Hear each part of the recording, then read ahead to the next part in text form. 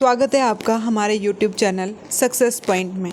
आज हम इकोनॉमी का टॉपिक मॉनेटरी पॉलिसी को लेके मॉनेटरी पॉलिसी को कंडक्ट करवाएंगे। और रिसेंटली आपने सुना होगा कि टेंडर को लेके जैसे JKSSB अक्टूबर में टेंडर बिड करवाएगी।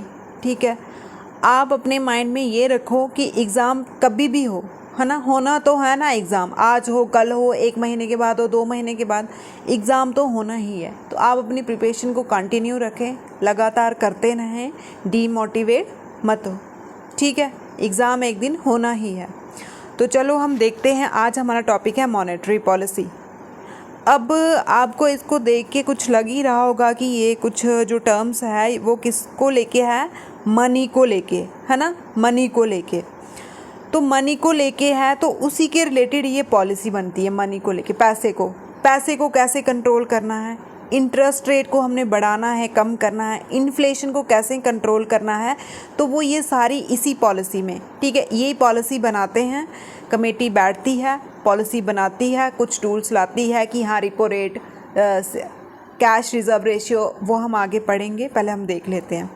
तो आपने देखा होगा कोई भी चीज़ बनानी हो, कोई भी डिसीज़न लेना हो, स्कूल में, कॉलेज में, तो कमेटी बैठती है ना। फैमिली में भी आपने देखा होगा पूरे ऐसे मेंबर बैठते हैं, फिर डिसाइड करते हैं।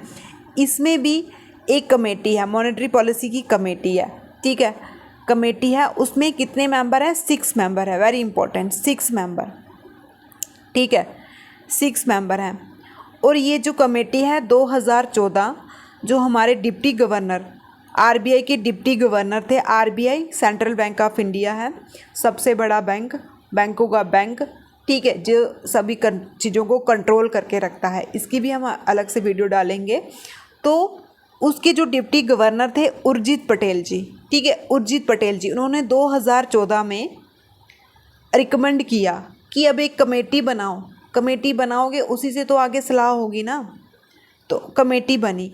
फिर जो RBI एक्ट, जिसे RBI बना हुआ है, एक्ट 1934 का, उसमें सेक्शन आती है 43ZB, उसमें अमेंड किया और इस कमेटी को इंट्रोड्यूस करवाया।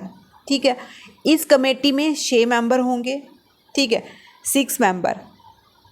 जो इसको चेयर करेगा वो होता है सेंट्रल बैंक का चेयरमैन, RBI का गवर्नर। ठीक है, सेंट्रल बैंक का गवर्नर, वो इसको चेयर करता है। वेरी इंपॉर्टेंट, ये तो बहुत से एग्ज़ाम है, आपने SSC, JKSSB के एग्ज़ाम, JKPSC की दी, उसमें पूछा हुआ है कि जो मॉनेटरी पॉलिसी होती है, मॉनेटरी कमेटी होती है, उसको कौन चेयर करता है? हमारे RBI के, रिजर्व बैंक ऑफ इंडिया के गवर्नर, अभी जो शक्तिकांत दास जी हैं। ठीक है, 6 मेंबर होते हैं। कौन कौन होते हैं? 3 तो बैंक से होते हैं और 3 गवर्नमेंट से होते हैं। ठीक, एक होता है RBI का गवर्नर, एक डिप्टी गवर्नर और एक ऑफिसर, और जो 3 होते हैं वो अदर होते हैं। ठीक है, कितने मेंबर हैं? 6 मेंबर हैं। और कौन चेयर करता है इसको? RBI का गवर्नर, वेरी इंपॉर्टेंट। और ये 1 साल में 4 बार बनती है। ठीक है, 1 साल में इसको हम 4 बार करते हैं। ठीक है, अब हमने पैसे को कंट्रोल करना, मनी को कंट्रोल करना, इन्फ्लेशन को कंट्रोल करना। तो उसको दबाव के लिए, उसके दबाव, किसी भी चीज़ को कंट्रोल करना हो ना, अपने हाथ में रखना हो किसी भी चीज़ को, तो आपने देखा ही होगा उसके ऊपर हमें कुछ दबाव डालने पड़ते हैं। तो वही पॉलिसी, मतलब वही कमेटी क्या करती है, कुछ टूल्स लाती है। ठीक है, इतना इंटरेस्ट रेट करो, इतना चार्ज करो। तो अब वो 2 टाइप के टूल्स हैं, एक है क्वांटिटेटिव, एक है qualitative. Very very important, 2 type के टूल हैं, क्वांटिटेटिव, क्वालिटेटिव। पहले हम क्वांटिटेटिव में डायरेक्ट और इनडायरेक्ट। ठीक है, 2 टाइप के आते हैं, डायरेक्ट और इनडायरेक्ट।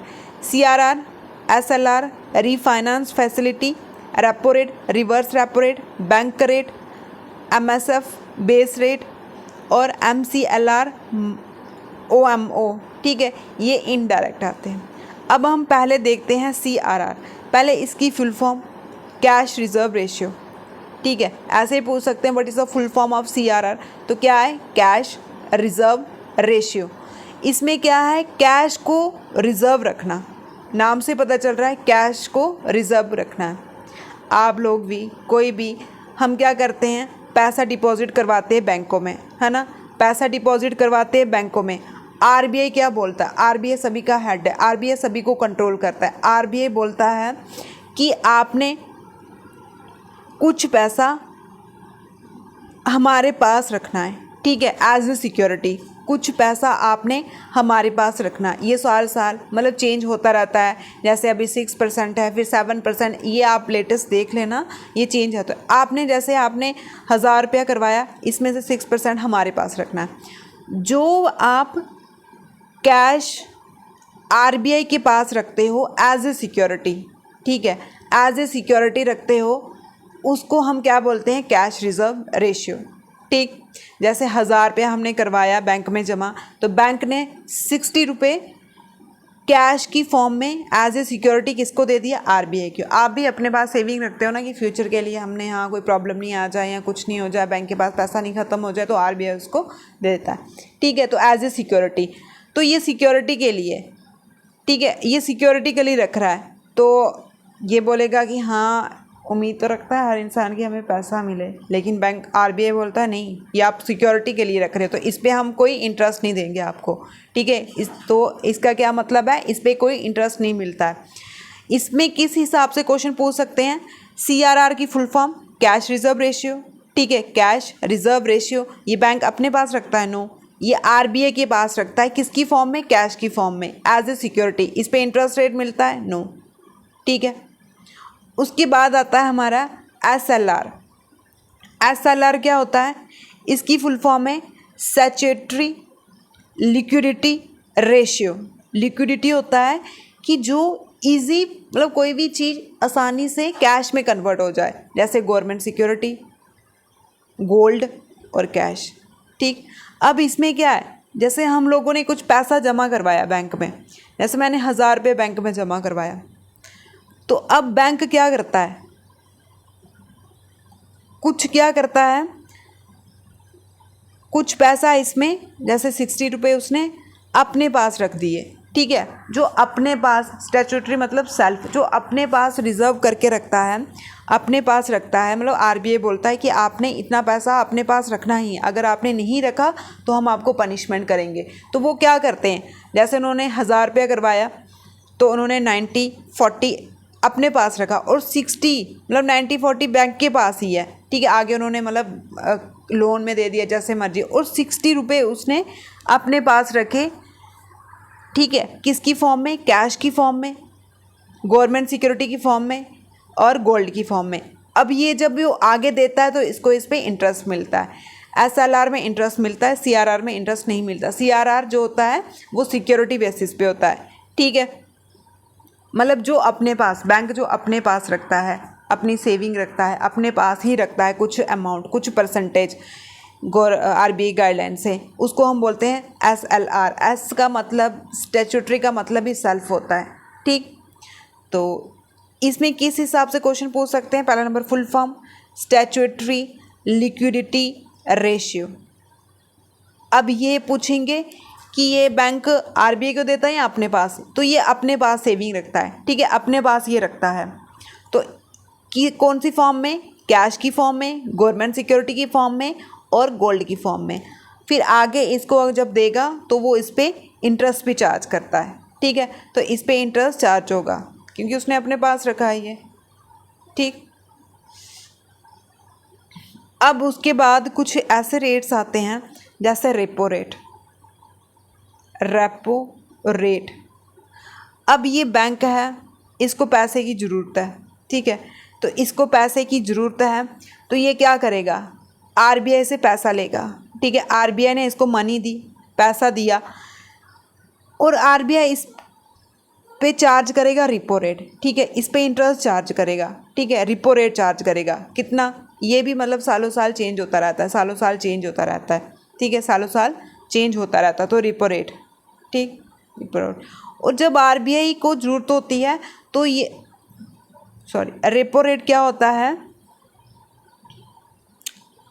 रिपो रेट क्या होता है, जैसे बैंक को नीड है, बैंक बोल रहा है कि मेरे को रातों मतलब पैसा चाहिए। ठीक है, शॉर्ट टर्म के लिए ही चाहिए, मतलब 2 से 14 दिन के लिए ही चाहिए मेरे को, तो वो आरबीआई के पास जाएगा। तो आरबीआई बोलेगा ठीक है आप ले लो पैसे, कुछ कोलेटरल रख लो। कोलेटरल रखा और हम आपसे कुछ रेट चार्ज करेंगे। ठीक है, जैसे हमने 5% 4, ये सालों साल चेंज होता रहता है, कुछ रेट चार्ज करेंगे, उसको हम बोलते हैं रिपो रेट। ठीक, और जब बैंकों को रातों रात मतलब ओवरनाइट रातों रात पैसा चाहिए होता है तो वो एमएसएफ मतलब क्या होता है, मार्जिनल स्टैंडिंग फैसिलिटी।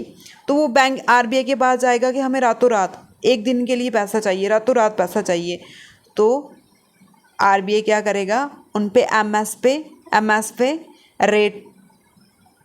रेट पे इंटरेस्ट चार्ज करेगा। ठीक है, बोलेगा ठीक है आपका इतना इंटरेस्ट है, आपका इतना एमएसएफ है, ठीक है 2% है तो आपने इतना देना पड़ेगा, 3% है तो आपने इतना देना पड़ेगा, आप ऐसा ले लो। ठीक, और उसके बाद अगर लॉन्ग टर्म के लिए चाहिए तो आरबीआई क्या करता है, बैंक का रेट, ठीक है बैंक रेट पे पैसा देता है। कौन से रेट पे, बैंक का रेट पे। ठीक है, अब उसको लॉन्ग टर्म के लिए चाहिए कमर्शियल बैंक को तो वो लॉन्ग टर्म के लिए बैंक रेट पे पैसा देता है। ठीक है, जैसे आरबीआई ने दे दिया तो उन्होंने क्या किया, कमर्शियल बैंक ने बैंक रेट जितना होगा 5% होगा, 10% होगा तो वो उतना इंटरेस्ट देंगे उनको। अब जब कमर्शियल बैंक को नीड होती है, ज़रूरत होती है, तो वो आरबीआई से जब पैसे लेता है तो आरबीआई उस पर चार्ज करता है रेपो रेट। ठीक है, चार्ज करता है क्या, रेपो रेट 5% हो जितना भी हो। लेकिन जब कमर्शियल बैंक के पास, ठीक है जब कमर्शियल बैंक जैसे पीएनबी है, एसबीआई है, उसके पास जैसे वो सोच रहा है कि उस पास बहुत सा पैसा है, सरप्लस फंड है, ठीक है, तो वो जब अपना पैसा आरबीआई के पास रखता है, ठीक है आरबीआई के पास, ठीक है ये जो कैश है ये वापस से आरबीआई के पास गया, ठीक है सरप्लस फंड, तो उस पर आरबीआई कोई इंटरेस्ट नहीं देता। ठीक है, बोलता है ये आपका ज़्यादा पैसा आप सेफ्टी के लिए यहाँ पे रख रहे हो, और उस पैसे को हम बोलते हैं रिवर्स रेपो रेट। ठीक है, रिवर्स रेपो रेट। ठीक, आई होप आपको समझ आ गया होगा रेपो रेट और रिवर्स रेपो रेट। ठीक, उसके बाद आपको पूछ सकते हैं 3 टाइप के रेट होते हैं जब आरबीआई पैसा देता है बैंकों को। सबसे शॉर्ट टर्म होता है मार्जिनल स्टैंडिंग फैसिलिटी, मतलब जब रातों रात बैंकों को पैसा चाहिए तो वो उसको ओवरनाइट मतलब रातों रात एमरजेंसी में पैसा चाहिए तो वो इस रेट पे देगा। ये रेट जो होते हैं वो सालों साल चेंज होते रहते हैं। ठीक है, और उसके बाद उसको 2 या 14 दिन के लिए चाहिए पैसा तो वो रिपो रेट पे देगा। कौन, आरबीआई देगा कमर्शियल बैंक के लिए। ठीक है, तो जो लॉन्ग टर्म के लिए, ठीक है जो लॉन्ग टर्म के लिए पैसा, लॉन्ग टर्म के लिए लोन लेता है आरबीआई से उसको हम बैंक रेट बोलते हैं। ठीक है, और एक होता है open market operation. Open market क्या हो गया, ओपन मार्केट होता है कि जब आरबीआई गवर्नमेंट सिक्योरिटी को परचेज करता है। ठीक है, गवर्नमेंट सिक्योरिटी को जब वो बैंकों से ख़रीदता है तो पैसा देता है। ठीक, मतलब जब इन्फ्लेशन होती है तो वो ख़रीदता है, जब डिफ्लेशन होती है तो वो बेचता है। ये थे इसके कुछ क्वालिटेटिव, ठीक है कुछ क्या थे ये क्वांटिटेटिव टर्म्स। ठीक, क्वांटिटेटिव टर्म्स। अब हमने पढ़ने हैं क्वालिटेटिव टूल्स। क्वालिटेटिव टूल्स में क्या है, क्वालिटेटिव टूल्स में है margin requirement, selective credit ratio और मॉरल सुएंस।